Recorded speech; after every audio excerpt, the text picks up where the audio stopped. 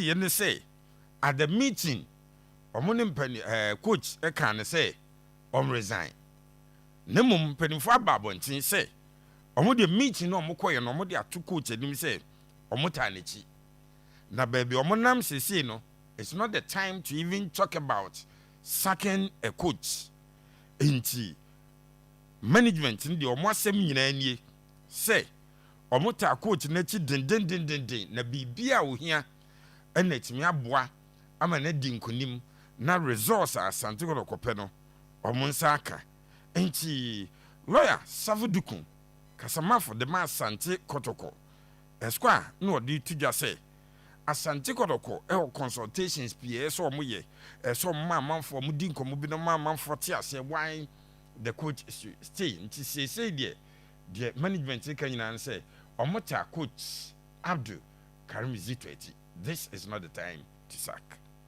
I can confirm that, as has always been the case, when the expectation of our supporters is not being met, obviously the focus will be on sacking the coach, making changes in the technical team. But I can assure you that you will not rush into taking any such decision, i.e. sacking the coach or making changes in the technical team, because we believe that over the years that has been the trend. And the question is, has that been helpful to the club? No. So we will not rush into doing that. What we are doing is to do a proper and fair assessment of the situation. We are engaging all the parties involved, including the players, the other technical team members, the medical team, to find out what the problems actually are before we can come to any conclusion. Otherwise, you start the coach and then you go back to square one. Let's start all over again. And that has been the trend. So I think that this time around, we will not rush into making such a decision. Well, we are not happy with the results so far. I'm saying this because it is a fact that everybody within the technical team is doing his or her best. That is what I can confirm. They are all in for results. So the issue of whether or not I'm satisfied with Karim Zito is neither here nor there. He is doing the best he could, except that we are not getting the results. And that is what we are trying to find out, where the problem is actually coming from, before we can take any bold decision. Also, you can deduce from what I have just said that the issue of sacking a coach or bringing in a new coach has not come to the table. We are rather trying to find out why we are not getting the results we are so much desire to get. And so the issue of bringing in a new coach, if we have not decided to sack the head coach, obviously we will not think of bringing in a new one to replace it. So that is not on the table, except that things are becoming difficult for us. That is why we are doing all that we could as management to ensure that things are shaped up and then to be able to turn the fortunes of the club. As we are witnessing now, I don't think it's the best if you want to win the league. So honestly, we are not satisfied with the performance of the team so far. Well, I will plead with them to exercise patience. We need some consistency for once in the Kotoko team. The technical team was brought in, not even they are not up to 1 year, and properly so expected. I don't think that football, to achieve results, you don't have to give them enough time. Let me also point out that if indeed, after all the engagements, all the meetings, all the assessment that I've talked about are conducted, and then it becomes obvious that this is where the problem is coming from, then we wouldn't hesitate to take a decision that would be in the best interest of the club. But for now, I think that the usual sacking of coaches here and there when there are not good results should be a thing of the past. See, lawyer, Sarfo Duku HM as almost sake coach dear. Nemo maybe ya Pepe at the fella be Amaye say a 3-match ultimatum has been issued to the coach. Na coach Karim Zito Ubekaya Enwa Yade Nasemba Wakasa or no Sekotoko person pamna and fan on mreni on between no Wakasa was ne Asante Kotoko pam so onqua. He would live with his chest high. Na bra wabe bo Asante Kotoko no enya sam kitu adwuma na wo ye na niji wona trophies awaje na mafo bisa said that Karim Zito ba also waji Toyota car pa man for say debi uditi coach Karim Zito. For pressure, it is everywhere. Sometimes you wake up in the morning, you don't have money to give to your eyes. Pressure. So I know. But what makes me happy is if I'm leaving the club today, I will leave Chelsea. I'm yet to be 1 year. But how many clubs? 4, including South Africa. And knockout, we are part of it. Go back, I say from 5th, 1 to 5th, can win the league. we just started.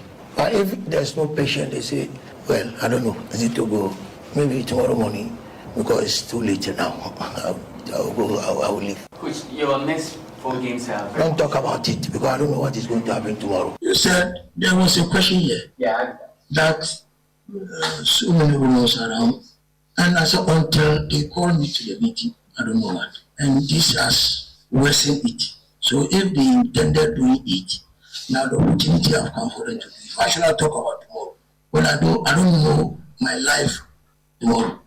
Yes, in the way, coach Karim Zito ono so ne nsema odi tuudwa ne mum so on de Kotoko no ba na brade wa bobi nti se basa ene empanifo so onko a obekọ na trophies a wabeje no uguso league the fact say wadi third feet enche say we free fourth was say first to feet obi abetimi age league no oka ho bi FA Cup wom wakasa pi na Asante Kotoko no a eno mo ye omo second signing omo on veli abranchi a ye friend Dogo Yakubu na Dogo Yakubu Asante Kotoko sign from Mid City Academy a division 2 side na nhwemu chese 3.5 years na Asante Kotoko di ama abranchi no se omra na onu omo medi djuma na enra after the unveiling na player yi original ye no osio mini ye frame Dogo Yakubu na me de me catch Asante Kotoko supporters me catch obi a ne se me bobo no etise Kylian Mbappe enti Dogo Yakubu si on de wo catch Asante Kotoko supporters ni nyina se ba wa ba no bi ato atwa or the turning points bi ba Asante Kotoko team num ama se contra goal sem emma any bibia or the abawie nti on de omo ntwen no na ono ana aba no oba no abedi djuma no e dia mom tie Dogo Yakubu the new striker Asante Kotoko unveiling. My kind of play and the star I look up to as well. Let's say my style of play, I'll go with the Kylian Mbappe as well because the space, the shooting, the scoring, the pressure is too much. It's very tough. But at the training ground, I can see the effort of the players, the technical team as well, and also the fans. I know how the pressure is very tough. Yeah, I know what the fans want, and I can feel their pressure on the players, how they want the players to push harder to win the league. But personally, on my own, it's a promise that as long as and the players, the coaches, the technical as well, we're going to bring the happiness they deserve, what they want. We're going to give it to them. And me also, I think I will make sure that we push forward to make sure the league, we won the league as well. So I think right now I'm ready. The team, I can see the hard work from the coaches, from the players as well. So the fans should just keep on cheering the players, but definitely we won't let them down. Yes, Asante Kotoko new signing, Dogo Yakubu. Na me bisa branch yi kasa na obi a timi ka bi ene wo ka nakwa ana onim de wo ka wotie a session of no unveiling no statement pia pepe ekotu man no kra ese ne sign na nye nne yasem ese future bi but o kire say o shebo o mun ka mo akoma nto mo yam de o mun hia bia o mo de be mom is Dogo Yakubu the right man to solve Kotoko problems, especially ewe anim ho no. Efiri say abeta mo akoye no. Niema ye den kakra nanke yafa but Pepe wati Asafo Duku nka. Wati coach Karim Zito and Dogo Yakubu a 21-year-old boy Asante Kotoko sign from Mid City and also abesosi. Mamintio. Me that's opening Mamin Shasia from Dogo. Clearly, he was being interviewed, and I didn't expect him to say any other thing apart from the Okano. Oh, okay. Say, if I got to talk now, got to go media team, they will so assemble. Dogo, what do you bring? Nothing. Nanka, that's no Canada. I think it's expected. I said, no, players, maybe team Chelsea toy, maybe team Madrid toy, Barcelona toy, one pay for when you know first time on buy. You beyond a casa view team Bobo and say you be abono. I only hope and pray say obenya chances. Okay. Said okay, no. Any statement that me kind from Kotoko. My understanding is that he is not coming to play now. He is a future prospect. They are hoping that almost now will develop your baby and what banty or baby develop further. Yeah. I am not sure, say Kotoko ni bibi any go stars. Say Bianca Kotoko nya ubi some watakumia.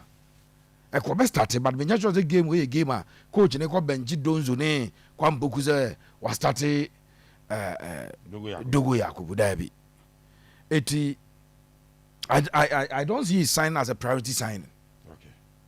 You see, sometimes teams need to be top players. Be a transfer market need to be more a certain opportunity. Maybe what capitalize on that. Abraham Namadu got to Vinicius Junior. I invested almost 50 million euros at the time. Now on your player Madrid got to solve Madrid problem at that time. Yeah. Rodrigo and Drake, those players. Sikana Madrid spending the kotom. Their real intent was not that or tournament or buying us at time no Ronaldo Moon intervention to one neighbor Shadebi. Choose a future there. So it still brings the question say na Kotoko ela kibibi and Tiasom will replace it. First round of the season. Club or share goes to do Ghana Premier League Kumasi Asante Kotoko. Even though they still missed their striker Abetamo Mutono Echo Libya. But Kotoko no the highest scoring club. Your ball match week 18 and Kotoko Anshego. Mediama etnefie 3. So Mediama Abesan Kotoko the highest scoring club after 18 games. Ewe league him. If the Kotoko in the first round goes on share anything to go by, we can say sir any Bianca Kotoko amfa akodai ama ekenya because I can bet anybody say we can all count the number of minutes this young boy Ebinya was Asante season we share yama coach in 3 matches. So on my wins me and Sanya say Ebija no kwai 3. But then Abdul Karim Zito ade when we second division we more first division and we call third division in Sweden. Yeah. And one per check Samaya is here about only 24 minutes and in that game he played as a left back. Wow. How will anybody in the shoes of Karim Zito be jubilated say oh Albert Okoye akofo bi abrem. Until then the Marco Okoye so interested in this boy or Marco sign abe unveiling. Said the kind no. The man Chelsea got to William Estivao was not Chelsea akonya agent ko bia Estivao buy but a future prospect. Okay. Andre Santos no a captain Brazil under 20 Chelsea got to buy. I want to believe one of those things. But baby you wanna go fan buy the when we out in China you may think say oh Kotoko he said na coach ka so be here striker ntire striker man no da bi o we the other man me panyi na me create example bi kire Kabiru Musesi ase wa yi na bia Pepe Ajadwuma bia Rafa Ajadwuma Steve Ajadwuma na pese replace Pepe pese replace Rafa say akora bi awie radio school akọ 3 months radio wo ya de pa je na be obi na obeza there's no manager what is ought to do that and just akora na nya de o but you want to replace name din Rafa G na episode obi ebe replace the performance and then the gap that he's leaving. You will not bring somebody or unknown. There's an unknown quantity or more a game or a league or more game or division 1 league that now me catch China say Kotoko ewo striker bi Abdul Isaka Kabiru Abdul Isaka fan mamwate so we kept the last season ewo the Asante Regional Division 3. Akwada na shebe 16 or so goals at the Kotoko. There were games onye opportunity ebe ball kakra at the Asante Kotoko. Me no ka say akwada no ewo Oko United. Per the numbers onya minutes onya Oko no. Enya bad kra. me my dream say kabina me wo Asante Kotoko empanyimfo shoes mu a I'd rather have recalled the young boy now. Oh, see a kind edema or at least on the only division 1 experience. Come on, recall you on at Naba. But tell me kind. My checks HSA Kotoko youth team, the deputy coach. The deputy coach of the youth team. Uti Unimakurana power coach in a chair. Okay. Who's a cat more the late regional EB by now, Asante region. But come boy, Professor Vintakoka said the best players in Ghana and we have less than about okay. It's almost a crana bobia, you say, a bar area gala bobia. It's no. But I still want to believe that he's one for the future, not for the present. Okay. The profile of strikers was here. He comes nowhere near the profile of those who are there. And now, Omunya a better option, Emma Kotoko. This young man comes nowhere near sir players. I am just thinking that but for the future as Kotoko or almost statement. Now you share what he will offer the club as Asante going forward. We wish him well. He's a young player. At least we took could 6 months or Sweden. Anya Shibi Kusian Bibu. Now finally, on typical number 9, we didn't move on number 9 cry. I to be born the wings, to be born if we met the one at the bar. We wish the young man very well, but let me say it again, sir. The number of minutes are a free sabri, I cut 16 games near league, you know. The Pamino meaning a bit my kind number of minutes a young boy, you know. He's not in a solution or a replacement. Chance view, bet me up a cost surprise view. Say chance that here be crown a quabi on the num. As in park, and I say, as Quapaki, so Craman chance they will be to me. I was so surprised, but I'm first surprised. I'm planning. So, when you are planning, who did you lose? You lost Abetamwa. What was Abe's contribution? No, Yenayaka. No, I was said to the all bunny a match fit for that. And today, I can't say he can come and become Messi, no, Black Stars. But me should say, me can't ya wakata so the okata so za kwadano ebo division 2 as 16 goals in 13 games. Yeah. The distance between division 2 in Ghana Premier League ni mu what say on free ha akwa hamle. Eti I will not sit here and say eti say I wish him well. Okay. Me bu na bam so onya de. But kon nya ne kon say Manchester ni abre per strikers o mago to Joshua Zexi. Ya is obusa ni pa kokoton say dia nti no kofa Joshua Zexi ba say Manchester per number 9 Haaland dey shot 30 goals a season. Where she said into Amuzu Pebi Azoko to Joshua Zexi. We will ask you questions why no any the player of you would say Omra Eme. But we wish the young man very well, but he's not replacing what Kotoko has lost in Abetamwa. He can't. Yes, Pepe Suarez there. I don't know. Nah, Asante Kotoko, I say you are. And somewhere, lawyer Duku. Pepe, earlier, Duku say, there is not the time to sack. Because into a motor. But now, so